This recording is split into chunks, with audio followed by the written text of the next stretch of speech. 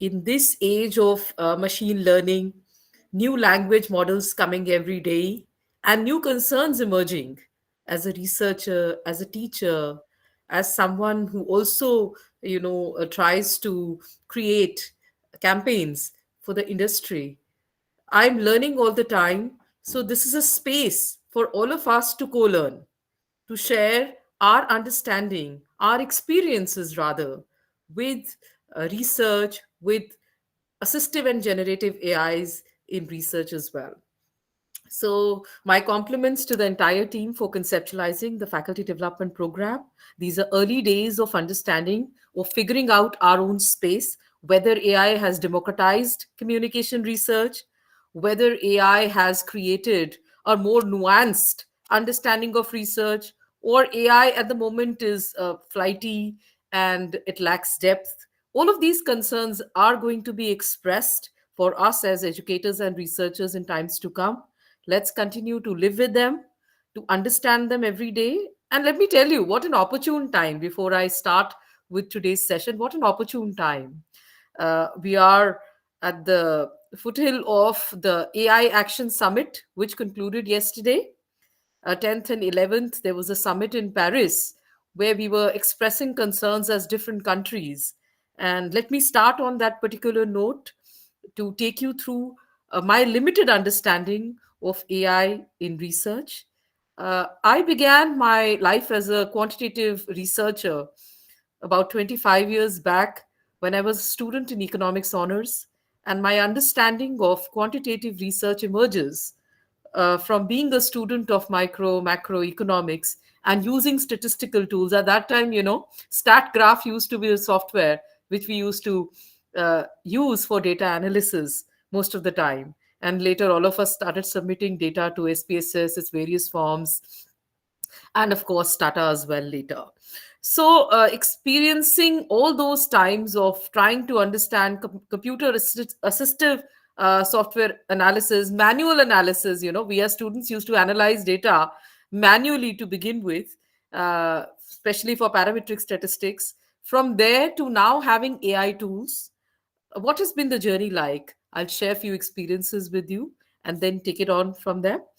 Let me share the screen. It's almost become a precursor these days that we have a PowerPoint to help us in our online sessions. So I'm also using a PowerPoint today to have that communication go forward.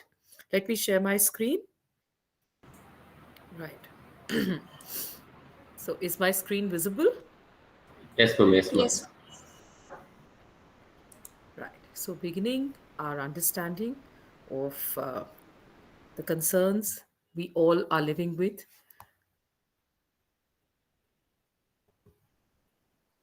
Yes.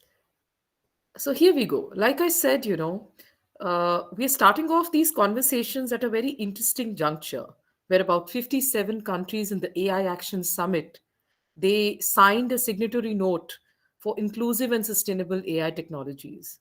Now, the context was very clear that we have to live with AI, so it's very important to use it responsibly in a manner where there is no excessive regulation, but there are self regulatory frameworks, that there is ethical, safe, secure, and trustworthy framework, which also emphasizes the need to empower the developing countries for adoption of such technologies in order to bridge the gap of digital inequalities, socioeconomic inequalities through AI capacity building. And these conversations have been taking place, but this particular summit was more tangible in its outcomes. But of course, we know how United States of America and UK have not signed the joint document as of now, but larger conversations have begun. And that takes us to the world of research. That is how we're using AI in media research and communication studies research and social science research, and especially in the context of quantitative research, which is the talk of the day. So when we start talking about quantitative research, it all starts off with a tough war. What is better? Which methods are the best? Which form of research is superlative? We can keep on having these conversations, but the paradigm wars continue to have. On one side, we will have friends which swear by qualitative research because they're based on constructivism, they're based on a use of inductive logic, they are exploratory in nature, you're looking at new theory building, and it's very exploratory in nature, very exciting. You're trying to frame the context of the content, setting it up in local premise. All of that is true. Exploratory in design, inductive in logic. On the other hand, you have the age old, tested, tried, verified, experimentally driven quantitative methods, which we are going to talk about today, which are largely, they started off with naturalism or positivism as a theoretical uh, underpinning. And from positivism to post positivism, quantitative research methods and approaches have had a long journey. They are, of course, rooted in the idea of deductive logic, that we have certain, uh, you know, uh, existing body of work, existing data sets, existing small pieces of research which are there, which exist. We observe the phenomena, or we experiment or test the phenomena, and we verify it and deduce logic on the basis of that. So there is a certain kind of premediation, a deterministic approach, a descriptive approach to research, which has been followed by quantitative researchers all over the world. And of course, it largely deals with confirmation of something which we start off as a presupposition, as an assumption, or many a times as a more structured hypothesis, which we tend to test through statistical analysis. In between these two paradigms, perhaps lies communication research, and that is the mixed methods. John Creswell has been talking about mixed methods for a very long time now. It's been close to 20 years. And that is what is most pragmatic for us in media and communication studies, because it is neither deductive logic nor totally inductive, which is like, the road less traveled, the path unknown. It is an abductive logic. You're using both quantitative and qualitative in a simulative understanding of either sequential design or a cross parallel convergent design to find out real solutions to our problems, which are localized, situated in native situations, which are unique to us in many ways. So that is how the journey of quant and qual begins. And when we look at the idea of quant and qual, largely we are playing around in quantitative research, we are playing in order to understand life in numbers. I'm not saying that we are not measuring emotions. We are not looking at attitudes. We are not looking at preferences. No, of course, all the time we are studying media consumption most of the time, how people consume, which particular media they consume. You've just had a Reuters report in 2024, and you get to know that which particular platform is being consumed more by X kind of audiences. So you have the idea of, people's consumption habits, people's preferences. You're measuring people's attitudes, their awareness levels. All of that is numerically quantified. These are all emotions, but largely numerically quantified. Whereas qualitative is the very where you're not really engaging with numbers. You're engaging with people's perspectives, people's experiences, people's narratives, and there you build from that idea to create systematic themes, right? So this is how we look at the idea of the differences in a more structured way, just to bring home the idea more concretely, more comprehensively to you. Like I said, we are in search of numbers, because at the end of the day, in quantitative research, we are trying to convert every emotion, every attitude we measure, every awareness level we commit to, every perception, every preference, every knowledge, every contour we are trying to map. We're trying to convert it into numbers so that statistically we can draw advanced inferences. Whereas in qualitative, we are continuously in search of words in order to find codes, right? Those codes then convert into, we group them together to create categories, from categories to constructs, from constructs to themes, from themes to frames, from frames, if possible, to a new theory, right? So the journeys are very different. These are all distinctive journeys of a quantitative researcher and a qualitative researcher. In quantitative research, if I'm a quantitative researcher, the point of view of researcher is very important, and we are going to grapple with that. And that is why AI tools become very important for us, because the point of view, the responsibility of the researcher at the time of tool construction, scale development, reading, engaging in systematic literature review becomes very, very important, because the onus of that particular scale, that particular tool, which is then going to collect data, which will be then submitted to a particular software for analysis, becomes your responsibility. So the point of view of the researcher, the knowledge levels of the researcher, and how that researcher acquires knowledge, and where AI can fit in, becomes an important context for us of any conversation today with regards to media research. Whereas, when we're dealing with qualitative research, the point of view of the actors, the participants in that particular social setting becomes very, very important. When we are looking at researchers these days, because we are looking at it in the contemporary milieu, in the, in the digitally expansive age of the industrial revolution 4.0. When we talk about industrial revolution 4.0, the four major defining moments for me are, of course, big data. We're living in the world where if the results are coming out on a day of Delhi elections, then a particular hashtag of a party or Delhi elections 2025, that particular hashtag will have, trillions of tweets or social media posts swimming across all the time. So there's a lot of data that accumulates, a lot of big data you can collect even in 24 hours. So these days, researchers, the researcher in quantitative research has to keep extracting data, scraping data without getting involved in that process, has to be very, very systematically distant from that particular process. Whereas in qualitative research, many a times, researchers in ethnography, for example, in participant observation, for example, in some of the other field, studies in qualitative research, many a times even in focus groups, not just discussions but focus groups of expert panels, online chat rooms, when we plan asynchronously, we come very close to the researcher, to the individuals or the participants in that particular research. So the approach becomes very different. In quantitative research, we're trying to test a theory, and that is why I said it's a confirmatory approach. We build a particular model, we propose, let's say, a structure equation model on media literacy, in which there are variables, there are mediating variables. Let's say mediating variable could be exposure to the screen time and use of uh, certain kind of expletives or use of abusive language, right?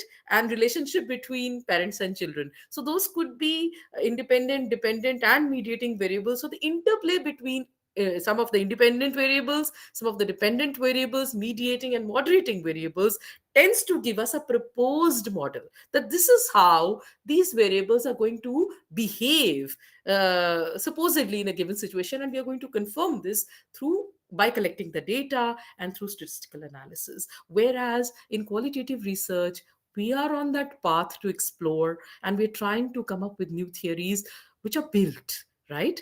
Here we're trying to confirm theories which might again give us an adapted understanding. A new latent variable may emerge. Some other factors may be reduced to create another one. So yes, newness is in both forms, but in a very different way. While in quantitative research, we're continuously looking to generalize. You have the election data. Large volumes of social media monitoring gives you trillions of tweets on Arvind Kejriwal, what happened to the man on that given day. So you can draw generalizations through sentiment analysis, through other various forms of analytical techniques, which we are going to talk about.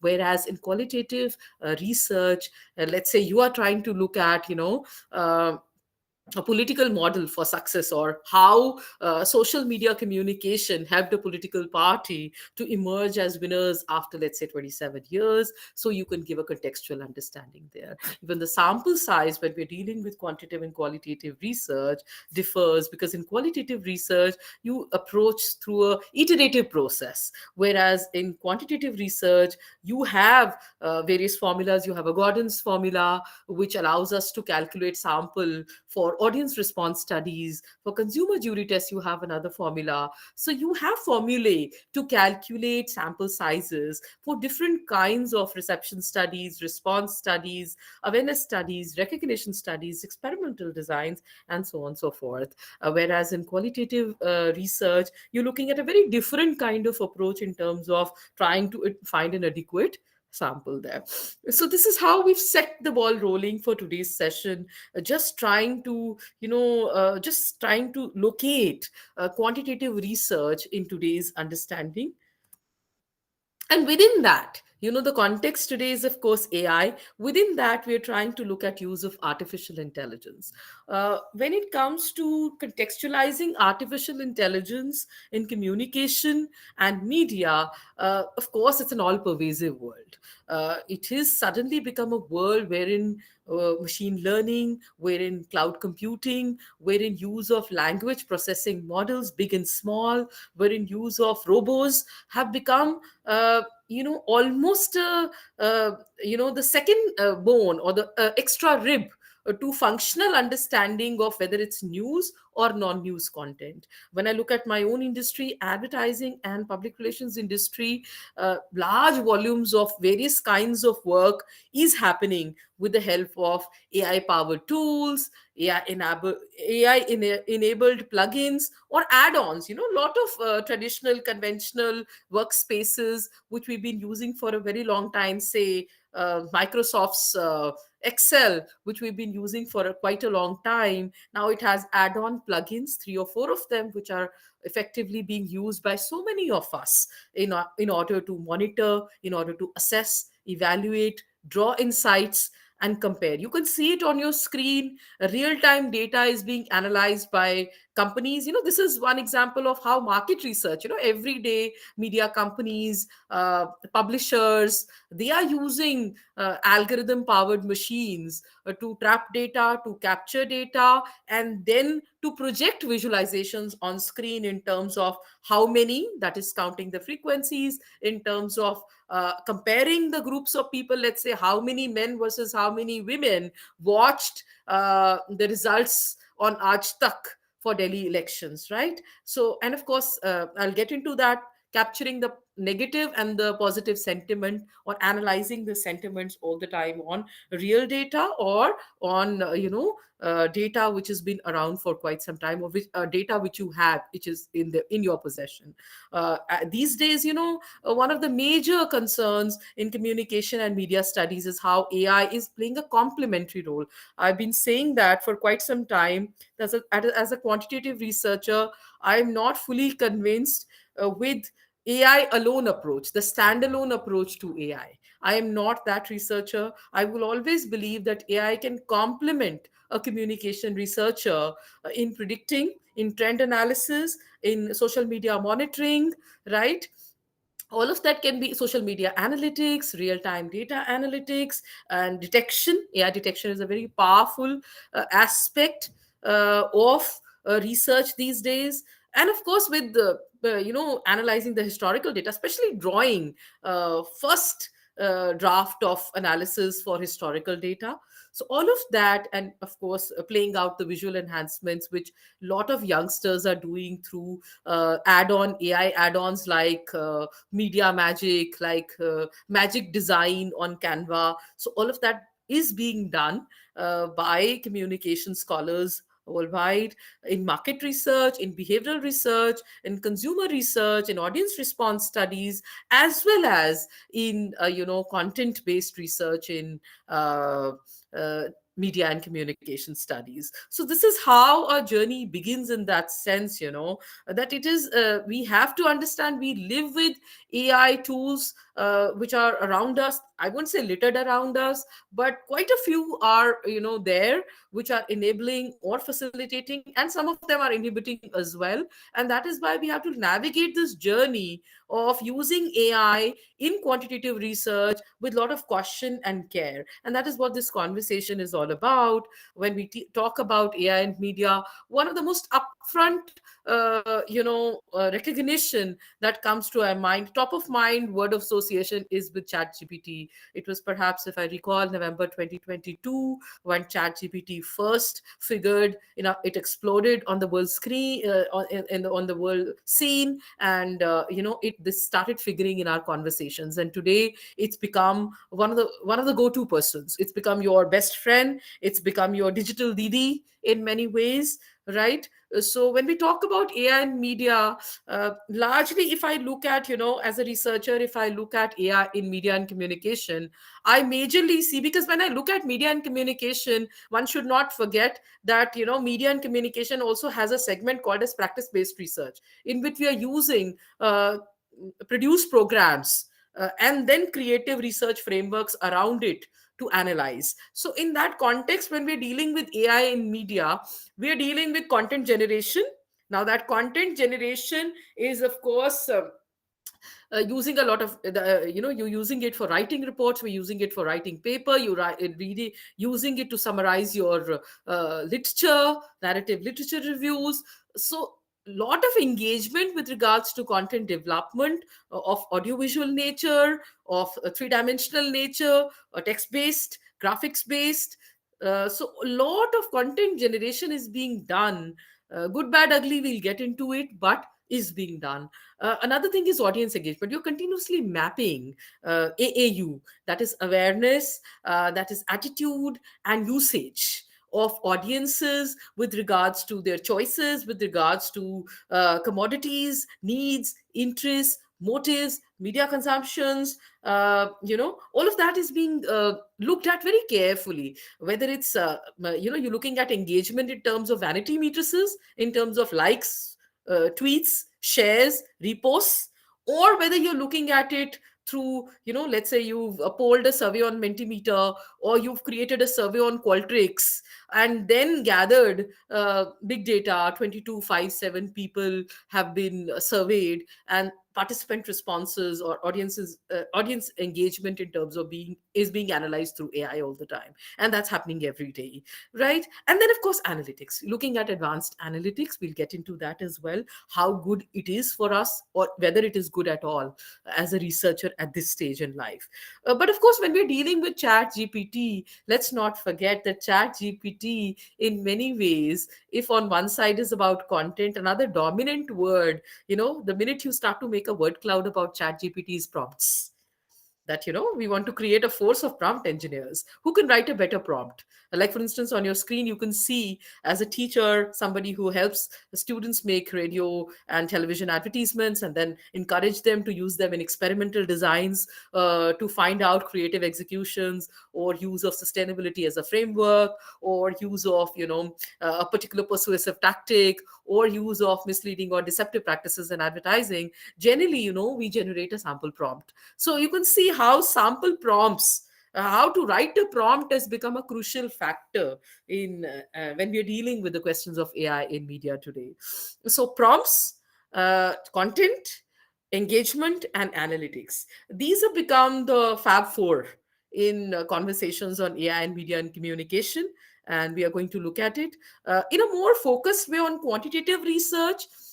We're looking at AI. I told you in the beginning that I'm not of the opinion that AI is going to be my master, that AI is going to lead my research. No, I lead my research. I still manually, trust me, if I'm to do the rank in order of preference analysis, or if I have to do a rate and find out the range and variance, right? I still do it manually through the manual formulae, right? I still rely on through for non-parametric statistics to measure attitudes and preferences. I still use chi-squares formula and do it manually, because I know that the legitimacy of that analysis or output is higher than any other computer assistive method. However, softwares like SPSS, softwares for that matter, advanced versions of Excel, softwares like Stata, they have been, or StatGraph for that matter, they have been extremely supportive and helpful to build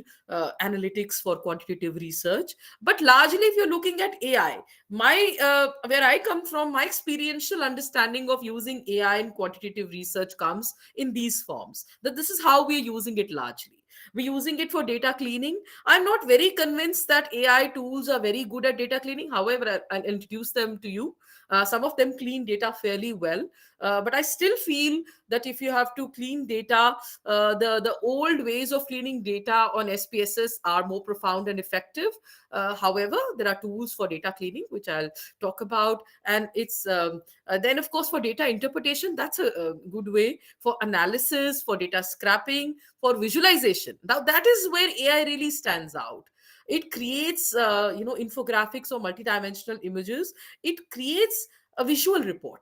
And these days we are living in the time where the attention span for the written text is less. The use of spoken word, the use of sight and sound is more Wow. palatable. So in that particular context, the way AI tools are able to visualize insights from large data sets in just a couple of minutes is a huge support for interim reports. When you're preparing the interim report or the first draft, or drawing up the first round of insights, it's a fairly good support system you get from an AI application. Interpretation for advanced analytics, there are some applications which are good, which you can try later. And of course, report Dr. writing, Kulveen, we'll get into that yes, also, that sorry. how AI assistive researchers, of course, Dr. we Kuldeep, are talking about writing tools. I'm sure so many of you are already using a lot of writing tools, but I'll engage in that conversation that how some of the writing tools which you're using may not be a great idea, Dr. whereas Kuldeep, some sorry of, for interrupting. The slides, can you please change the slides? The slides are not changed, so yeah. Thank you. they're not visible. Yeah, Now, yeah, can you see? yeah, yes, This yes, one you could see? Now, we yes. couldn't see anything, ma'am. This is the first time we are seeing all the slides. Oh, you should have told me. I'll just run you through. Could you see this one? No, Yes, this yes, is the the first. slides are the Now we can same, see it. but Yeah. now we can see them. I'll just quickly run you through in 1 minute so that you can all see it. So, this is how we began when we were just dealing with what's happened today. This is today's newspaper, Yes, right? And we talked about the AI Action Summit and how ethical, safe, secure, and trustworthy frameworks, which are human centric, are very important to create an inclusive and sustainable AI frameworks. Of course, I told you US and UK could not sign this document, they are still to sign. We talked about the paradigm wars. I'm sure you could understand that how on the two sides you have quantitative and qualitative, but right in the middle is something which is far more pragmatic, which is far more realistic for us. And if you want to read more on mixed methods design, please read Cresswell. Then, of course, we dealt with the idea of numbers versus words, the idea of analysis versus empathy, the idea of careful manufacturing and coding versus listening, the idea of big data versus limited and in-depth understanding, that is quant and qual. I'm sure now you can see the slides. yes, yes, yes, yes, definitely. And then, of course, we dealt with distinctive features of quantitative and qualitative research. That how, they are different from each other. I would not say the twin shall never meet. That's now not how, as a mixed media researcher, I look at it. But yes, they are distinctively different. The unique value propositions each one of them brings to the table are very different in that particular sense. And that is how we looked at it. And then we got into the world of AI. I guess this you would be interested in. On your screen, you can find that how AI is complementing us as communication professionals and researchers. In market research, you can see it on your screen that there are some visualizations, which is real-time analytics by Rainer. You can see that, Yes, right? yes, Yes, So whether ma'am. that's a sentiment analysis, whether that's drawing up insights in terms of, whether it's, if you can look at one of the normal probability, one of the charts here on the screen, you're trying to see whether the sample is dispersed or whether the sample is more closer to the normal distribution, right? The bell-shaped curve. So whether it is predicting trends, that is, we used to call it trend analysis at one point of time, right? Or whether you're monitoring the social media conversations, whether you're monitoring thousands of YouTube comments. We know what has happened to, the program by Samay Rena. I guess the program is under a lot of questions at the moment. India's got latent, right? So whether you want to monitor the comments, the conversation on that particular video, you can do that. Then of course you can look at AI for detection, for visual enhancement, and very interestingly, for historical data. Because at the end of the day, these are algorithm powered machines which are trained on huge amounts of data, large volumes of data, large language models these are. And that training of the AI model then empowers us or excites us as a researcher to then look at historical data, quantify it, create visual analogies out of it, and so on and so forth. So this is one we dealt with. Can you see this slide on screen now? Yes, ma'am. And then of course the trica of content, of engagement, and analytics, which has become the common minimum denominator of chat gpt these days, right? Any conversation we have, anything, chat gpt has become that go-to person. Most of us are going to, whether as researchers, we're just trying to understand whether chat gpt is authentic, whether chat gpt is credible, Kulveen ji, whether chat Kulveen ji, gpt. Kulveen ji, sorry to interrupt you, but can you make Right. these slides larger? It's very Because the difficult minute for I me do to. that, I guess there is some problem and they're not moving, and that is why All right. they said that we could not see the slides. That is the feedback I got, so I started rolling it from here. So this is something which we had discussed, that how ChatGPT and prompts have become the key. How you write a particular prompt, it's almost like, like I was giving you an analogy that these days a huge profession has come up. I'm working with Hero for Skills of the Future, a project we are doing together. It's almost come to an end. The data analysis is over. We are almost finalizing the report, and now I can share a couple of insights. And one of them is that prompt engineering is a dominant skill of the future.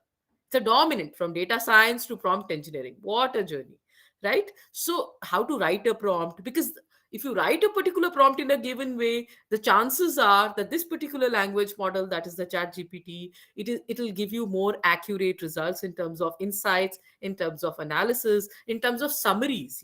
One of the best things about chat gpt as a communication researcher is that you introduce it to your figures, and then you're looking at some kind of predictor analysis, futuristic predictions, right? If you're looking at that and not just analysis which is point in time, ChatGPT can be a good friend there, right? It can give you some of the points which you can really think through, and then maybe look at futuristic trends in that particular manner. So for example, for that matter, ChatGPT can be extremely helpful in mm, market research, in behavioral research, as well as in communication and media research. I think this is where we were, right? Yes. AI Yes, assistive yes, Yes. research. ma'am. Yes, Yes. ma'am. Right. So that is what in quantitative research, when we're dealing, especially in the context of communication and media studies, we're looking. There are times when we have huge volumes of data, so we're looking at data cleaning. That is where we really need help.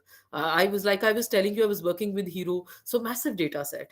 What to do to code data, to clean data, becomes very problematic. So do I have an AI tool, is something which I was trying to figure out all the time. Then for scraping the data, like I told you, hashtags have become important, social media posts have become important, conversations which are happening on a particular neural network has become very important, in a particular community, online community, or a fandom has become very important. So in that case, how to scrape the data also becomes an important facet. But of course, I'll go into the detail why I still believe that I'll use the conventional codes. I'll use a Python or an R statistic for data scrapping rather than using an AI tool, because there can be some gaps there. However, for small data volumes, like for instance, if it is uh, data for only 24 hours, right, or for a few hours, just an hour long data, if you require, if it's a short duration trapping or scraping of data, you can use AI. Built-in scholars, web scholars are already there, but they have now AI tools as well to help you scrape that particular data. For visualizations, AI assisted research can be a huge help for you. So that is something which you really can rely on. That's exactly what I was talking about. For data interpretation, some of the tools can be of huge help. We'll get into that. Analysis too, and report writing. So these are major areas where AI can provide a lot of assistive role in research. Now I was talking about data cleaning. Can you see it on your screen? There is a raw data sheet. Can you see that? An Excel sheet? Yes, yes, It's a yes, Yes, ma'am. ma'am. spreadsheet, Yes, it's a ma'am, we worksheet, can. which is totally raw. You still have the stamp codes, you have names of the people who filled in that particular. This is, we conducted a survey of a larger data set, and through Survey Monkey, and they had then submitted their responses, and from their responses, we have created this particular raw data sheet. Now this raw data sheet, you can see age wise also, it does not have any coded classification. It has somebody's 32 years and above, somebody's 29 to 32, right? So it is completely raw at the moment. It requires a lot of cleaning. Conventional way would be somebody like me who's more comfortable with statistical package of social science, that is SPSS and its various appendages. I tend to do it on SPSS, where I can clean the data through transpose and other cleaning options which I have. There are a lot of people who like to do it on Excel itself. They clean the Excel sheets. And of course, there are plugins. If you can, one thing I would like to show, that this has been cleaned. Can you see this on your Yes, screen? ma'am. Yes, ma'am. Yes, Right. ma'am. Yes, So ma'am. now, can you see the numbers now? Now you can see all of the data has been coded, cleaned and coded. From age, the first, of course, variable was age. So from age classifications, you've numerically coded them. Second was gender. Third was type of employment. Fourth was educational qualification. Fifth was place of work, right? So in this particular case, I used both manual coding, but I also used, if you see on the right hand side, there is an add-in. That add-in is called as GPT for Excel Word. Can you see that here? Yes, ma'am. Yes, Yeah. Yes, ma'am. ma'am. So GPT for Excel Word was used, number one, for missing numbers. You can see the second line from H. There are so many values which are missing. People did not attempt this, right? So earlier, what we used to do, either do a statistically relevant way of putting in a value, either use a mean score, or largely we will use a mode value of central tendency to fill in these missing values. But now with the help of GPT for Excel, these values will get a null value. All I have to do is write it in the prompt, custom prompt, and then a null value will be created and my sheet would be clean. So missing value cleaning can easily be done by GPT for Excel world. So coding plus cleaning is happening simultaneously here. All it does is, of course, I still, please be very careful. In case you're completely using an AI tool to clean data, kindly go through every code one more time, because I've seen many a times when I do it only through AI, then the codes are jumbled, there are grave mistakes. So I tend to combine my manual effort, that is I use cleaning options in SPSS to clean the data there, and also use GPT for Excel to then do some of the other exercises to create a wholesome data coding sheet, which can be now used for all kinds of analysis. So this is one I wanted to share with. Now this plugin is just an add-in. If you look at right hand side, all you have to do is press this button, add in. There'll be three kinds of add-in. One is of course autopilot, another is GPT for Excel world, and I used to use another one which these days is not working, Azure. That was really good for formulae. If you have to write formulae, if you have to create pivot tables, if you write complex formulae, right? So there, Azure used to really work for me. But these days, somehow there is some built-in effort. I've been trying to use Azure, but not happening. There may be some issue temporarily, so kindly go through it whether that particular plugin is available anymore or not.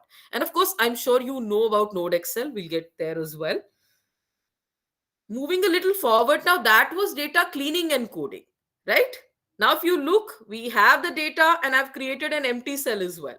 What GPT can do for you is also write formulae, just describe the goal. Like for instance, I told you, there are some missing values. I want to fill in the missing value. So one way of doing the missing value analysis in statistics is write the mode. The most recurring frequency in a particular variable can then be used. So I go to the prompt and I ask the prompt, I describe the goal which says calculate mode from this particular cell from wherever I want to begin. Now, in this case, I have 793 respondents. So from E2 to E793. E in this case is type of employment, right? And I just write the prompt and it generates a formula on its own. From there, you can see a formula is generated. All I have to do is I have to type this formula to any empty cell. You can see it, it's highlighted yellow. The prompt is 1. So the mode value for e column, e variable, that is type of employment is 1. So wherever there's a missing value, I'll put 1 there. So that ways GPT is really, really reduced my time. So this is just one function. All kinds of measures of central tendency, variance, range could be calculated. Standard deviation, we all know that standard deviation comes to be very high. Let's say it's somewhere around, lurking around 3. Then that means the data is very, very dispersed. So we look at the insights very differently. That the data is not normally distributed in that sense. If the mean score is very high, right? Let's say it's around 4.93, 4.92. That's a high mean score for a sample like 793. So in that case, then we are going to look at how the data is converging towards the mean. So this GPT for Excel is helping me summarize, it's helping me group the variables, it's helping me do the missing value analysis, it's helping me generating all kinds of prompts. Let's say you just want to calculate the frequencies, the number of counts, you want to create a frequency distribution table. All you have to do is just describe the goal that I have to calculate frequencies or counts for this particular cell, from this cell to this cell.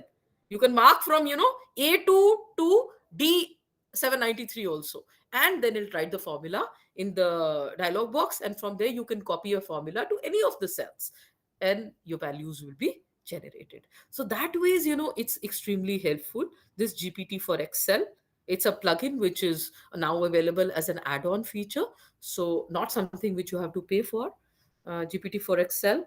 Otherwise, I used to use for non-parametrical statistics, we all know. Now, this is where I really find going back to Stata or, for that matter, SPSS or any other software which have been using for analysis far wiser. This is one paper which was working on non-parametric analysis of students during online transition from walled classrooms to online.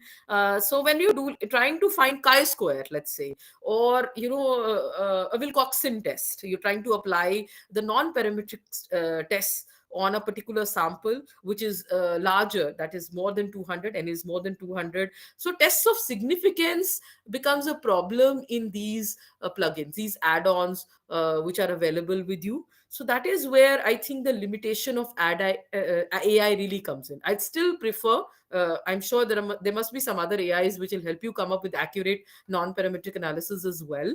However, I still believe for non-parametric analysis, go back to Stata or SPSS to come up with non-parametric analysis or various tests that you apply on your survey data.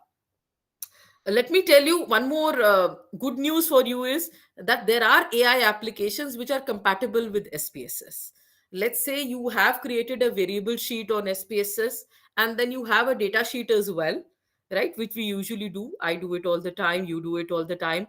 So now this is one particular AI, Wizzly, right?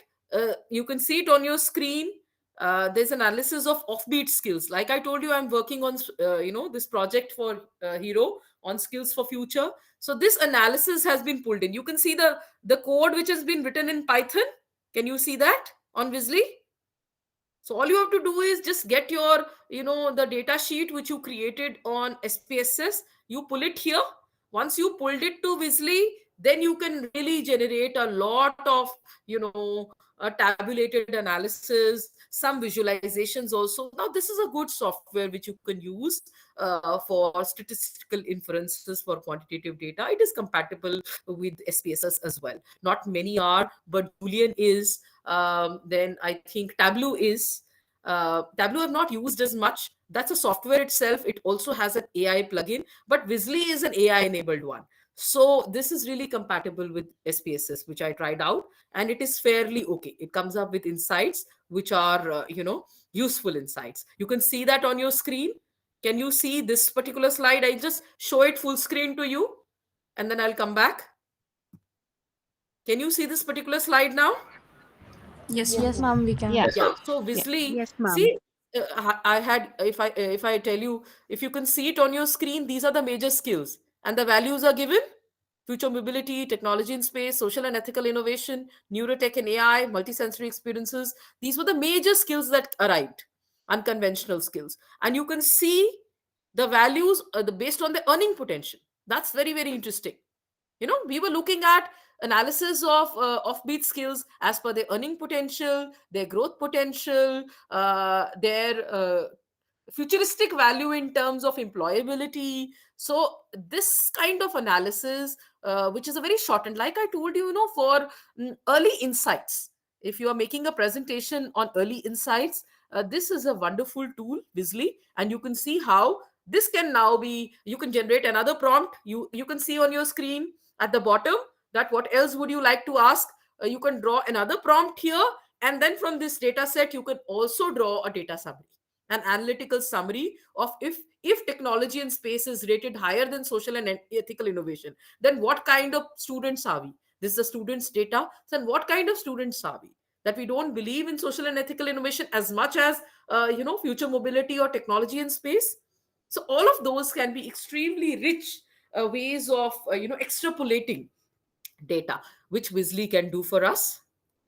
I'm going back because it seems that you're not able to see uh, a lot of it. Another thing which I was trying to tell you is sentiment analysis using AI. Let me admit, I tend to do sentiment analysis on through Python only. That is something, or on NVivo. That, or for that matter, another statistical software which I find very, very comfortable for sentiment analysis is MaxQDA, right? Uh, and those are low paid versions. Max QDA is available for less than 24,000 rupees annual subscription. However, since we are talking about AI, and there can be wonderful AI tools as well. So this particular tool is this is a brand AI brand assistant. Now this is used by market researchers a lot, for consumer survey data. So they are using for daily numbers of positive mentions of a particular brand, or daily mentions or positive mentions of a particular celebrity, of a particular influencer, people who are working on projects on influencer marketing, on virtual influencers, on celebrity endorser appeal, on use of a particular persuasive tactic, like use of fear and humor or dark comedy. These days we are dealing with um various ramifications of dark comedy. So this positive mentions and negative mentions can be done through this particular AI brand assistant. That is what I also wanted to bring to the table.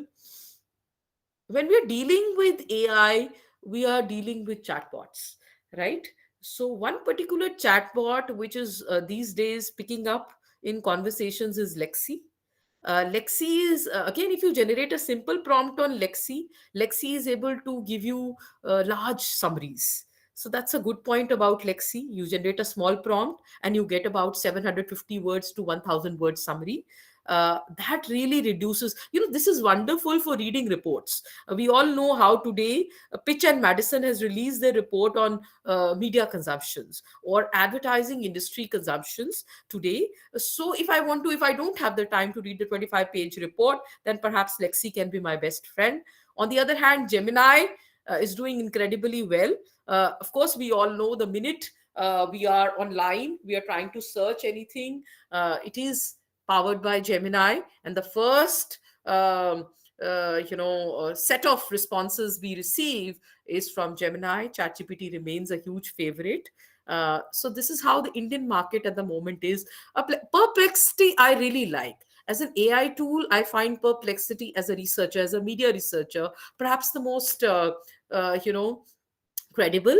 The reason why, that most of the other AI tools, when they are summarizing content or when they are providing you insights, they are not citing the source, whereas Perplexity tends to, on more occasions than not, tends to provide in-text citations, and that is where you remain safe from plagiarism or any kind of academic theft.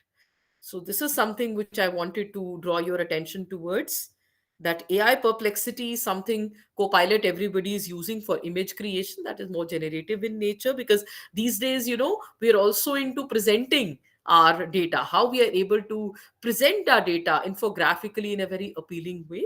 So Copilot is also doing its job fairly well. Uh, Another thing, I'm sure, are you guys familiar with, has anybody used Research Rabbit? Yes, ma'am. Yes, ma'am. Right. So I'm sure some of you are already using Research Rabbit, though there are many, many other, for literature review, people are using Elicit, people are using OneNote, lot of other AI appendages or tools are being used. But I personally find Research, why do you like Research Rabbit, by the way? Any idea? Why do you prefer Research Rabbit? Anyone? I guess there was a female, a lady who said, yes, Ma'am, I Research I did Rabbit. that. No, I was comparing both. Actually, frankly speaking, ma'am, I think Elicit is better for my field of research.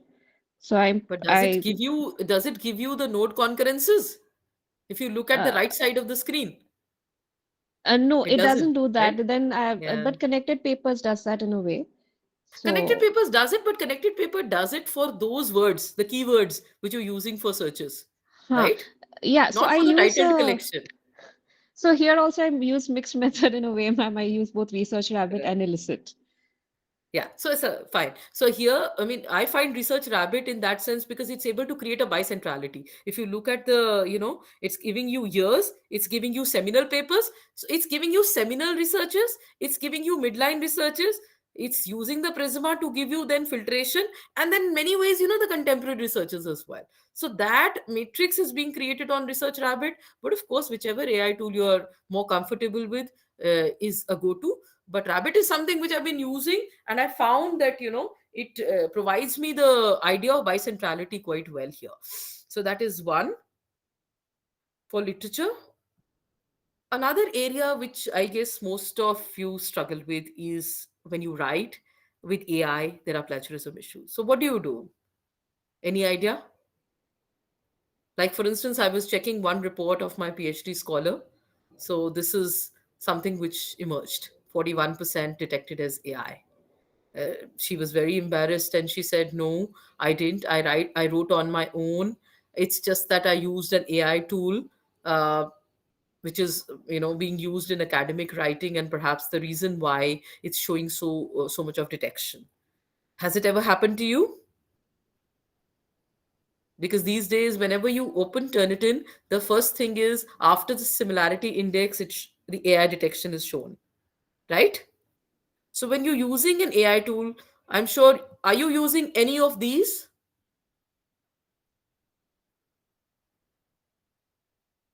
Anyone who's using any of these used for academic and research writing? Quillbot and Grammarly? Yeah, ma'am. I use sometimes Quillbot. Yeah. So I have to then, just underline this fact that if you're using Quillbot for paraphrasing or for proof, I'm sure you're using it for sentence rebuilding, restructuring, and paraphrasing. Yes, yes, ma'am. Right. So, unfortunately, you'll have to understand that Turnitin then traps it. If you're paraphrasing or restructuring sentences or straightening, indirect speech into direct speech through Quillbot, then Turnitin reports that as AI use in AI detection. No, Fine. So after that getting the paraphrasing from Quillbot, then I'm writing in my own again. But it you'll takes have time. to. That is exactly Yeah, what I was coming to. If you're just allowing yeah. it to be, then it's reporting. Grammarly, too, unfortunately, Grammarly earlier, the earlier versions were not AI enabled. You can see this one is AI enabled. They've launched an AI tool, right? Earlier versions were majorly giving you tip offs in terms of helping verbs, auxiliary verbs, alternative synonyms or alternative antonyms, right? So till that time, Grammarly was wise and prudent to use. However, with the AI, tool that has come up again, it is being detected. I would suggest that there is another one. If I'm sure you've already used it. Have you used Hicks AI? Anyone who's used Hicks AI? Now, Hicks AI is always write on your own, and then if you're looking at some kind of help, if somebody is not, you know, good at technical writing, if you're looking at some help of some kind, then Hicks AI is that enabling device. It's better than Quillbot and Grammarly. But of course, it's the big maybe there. You should still make sure, because when you write on your own, you personalize it. Writing should be your thing. But if it's totally not your thing, if it's you're totally struggling to write and you've not been able to write a single paper in 3 years, if that is the case with you, then in that case, perhaps out of the others, Hicksai is perhaps better than the others. I would still recommend write and not really use an application for writing. But many a times, if you don't have an option at all, then Hicks AI is slightly better than the rest of the two. Now we go to the other side, that is social media data. You can see on your screen that there is a spreadsheet of social media data. Uh, in case of social media data, I am not someone who believes in, either taking the data from, there is a reason why. When you take social media, when you extract social media data with the help of an AI enabled web crawler, let's say there is a web crawler called as Octoparse. I have used Octoparse without AI for a couple of years to get tweets. Uh, as a web crawler, it worked fine for 7 days if I'm looking for a short term data. However, there are always data gaps when you're using a crawler or an AI, especially with AI enabled crawlers. So I would not use, here I'm not in favor of using AI crawlers. There are a lot of them available there. Lots of conversations in terms of how there are AI applications which can give you social media data in quick seconds. But I would not recommend that. I would rather use, libraries like Python, or if you're conversant with R statistic, those would be better ideas to track. I was looking at data for various hashtags. I was working on social media data for Tokyo Olympics and Paris Olympics. This is for Tokyo Olympics. And so I would still use the conservative way of generating a Python code. At that point, I was working on female athletes. So this particular data is about Indian female athletes. The filters which were used were Indian athletes, female athletes, and of course, India at Tokyo Olympics at that point. So that is one thing I'm still not comfortable with, because AI leaves. I have tried a couple of AI tools for social media data scraping. uh, However, I've always felt there've been gaps, there've been some kind of anomalies. And what has happened with Twitter, earlier it was easy, especially for Twitter. Twitter would allow, Twitter API will allow you to extract data on a particular hashtag or on a particular event or a community. That is now not available. So go-to thing would be Python. So after Python, you would have legitimate understanding. Also, when you are doing it when you're generating a code, you have the luxury of including not just the tweets, but also the engagement, the conversation the tweet had generated in terms of retweets, in terms of comments. This to me still remains the most preferred way, using a language to come up with scraping social media data. More wholesome an approach. You can see this Ma'am, data. Then yes, I have a quick question here. Ma'am, for please, example, please. I don't know how to code, but I Right. I'm intend to. coming to that. I have an answer for you. Yes, ma'am. Thank you. That is where AI will come in. The problem is, see, I did a course long back, 2 months course in Python in 2020, because I was finding it difficult to, find tweets were available, but data from other social media networks was not available. I'm a social media researcher, what to do? So I learned Python. But nowadays, perhaps you'll be able to make do. If you are a regular social media researcher, what's your name? My name is Padmini, ma'am. So Padmini, if you are a dedicated social media researcher, I'll still say learn Python or R statistic. That would be healthier. However, there is still an answer to your question. Now, this is how the social network graphs have been generated once the bicentrality has been measured, right? But now, can AI help? I guess that solves your question. Yes, So ma'am. what That's what I I did, wanted to ask. Yeah. yes. So what I did now for Paris, this was about Tokyo, Padmini. Now Paris happened in 2024, and Twitter has been extremely harsh. They've stopped giving us tweets now, right? And I was working for a global report on Paris Olympics. So what to do now? So there you go to any of these. I've not tried Gemini. I've tried Chat GPT, so I can tell you that you can go to Chat GPT. You can go to Chat GPT and you can write a code on Python. All right. You can see this is what I did, write a code to extract tweets on Indian female athletes in Paris Olympics. So there is a Tweepy library. You can use Python with Tweepy. And there you can see this is how the first set of instructions come. And if I change now, can you see it? Yes, ma'am. Yes, ma'am. Yeah. Yes, the code has been generated. So even if Padmini, you don't know how to write a code, the code has been generated. Of course, you'll have to read the code very carefully, just in case you only want tweets.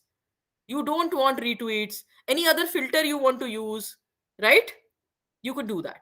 Or just in case, you want all of the, you don't want to screen out, you don't know what to do. So you can just use this query, this search query. You can now download the app, the Tweepy app, and then you can paste this query. You have the query now, right? So now you can paste this there and you will get the entire sequence of tweets. Of course, I Thank you, must ma'am. tell you, on Tweepy, there is a certain limit. You can get up to these many, I think 3554. So up to certain number you can get those tweets at one go. All right. But if you don't know how to write a code, you can chat GPT. AI can help you fix that. All right. Okay, ma'am. Thank you. So this is one. But my point is, before I wind up the discussion, I have to tell you, I can't not say that I'm someone who's been working with softwares for a long time, and I still am not comfortable with relying on AI completely. AI to me is a friend, is an assistant, but AI is not someone who's a standalone support for me, because there is a lot of problem in terms of when they pull up visualizations, especially in pulled up data visualizations. There are a lot of anomalies when you compare it with, let's say, the graphs which are generated on Amos, right, for equation modeling, for confirmatory factor analysis, for advanced analytics, that is for PLS, SEM, all of that. The data pulled up, AI pulled up visualizations, they often report many factors are not reported. They subsume factors and they are not reported. Whereas if you go to the projections there, in the statistical analysis there, you will find visualizations which are more meticulous, which are neatly stacked. So this is somewhere I think that AI tends to give us misleading projections. I'm all for early insights, but not using AI for detailed analysis, which gives us generalizations, which quantitative research is about. When you are trying to create causality, when you're trying to find determinants and factors, when you're trying to confirm a model, test a model, go back to your statistical analysis. AI should not be used, I mean, at this point. Maybe there are some AI which is valid, but my experiential understanding at the moment, algorithmic bias which it creates during the assimilative understanding in systematic literature review, and the narrative it creates in thematic analysis is problematic, right? So that is also something which can give you a very skewed hypothesis, because from that literature you are creating your research gap, and from that gap you are trying to then develop your hypothesis. So that problem is also something which we need to factor in. Some of the prompts can be very, very faulty. We are no prompt engineers at the moment. We are improving every day. We have to learn how to write good prompts. So that is something we need to focus. And scraping, I told you, scraping also has been a problem when it comes to more than one day, more than 24 hours scraping, I find a lot of gaps. When I'm trying to clean the data, then I don't find some of the tweets, or I find some of the posts. I'm trying to understand some of the AI tools for Instagram as well, because these days I'm working on that data too. Besides Instagram analytics or other Instagram API which is offered by them, I still am not comfortable with, you know other Julius, though at times helps, but again, not something which I can really promote at the moment, or say that I have used it and hence is safe or fine to use. uh, I would still go back to, like I said, the old way of getting it from the libraries, a Python library, or using the R library to get total volume of data for various social networks or social networking sites. Algorithmic bias, we can all see what happened in 2015. This is with audiovisual data. People who are doing, critical discourse analysis of visuals, of memes, they can really fall prey in create when they are generating visualizations or empirical insights. Because if you look at this is a very old controversy which broke out in 2015 with Google Photos. If you can see it on your screen, I'm sure you can, and you realize how, people from a certain continent, that is Africa, they have been called gorillas, right? So a lot of people, if you can see it on the right hand side, you see my data should look like. The idea is should. My data should look like. My data should look like. So a lot of algorithmic bias exists because of the preconceived notions or the cognitive consistencies we have or we carry within us, and that then that language model which has been trained on the existing volume of data tends to perpetuate further.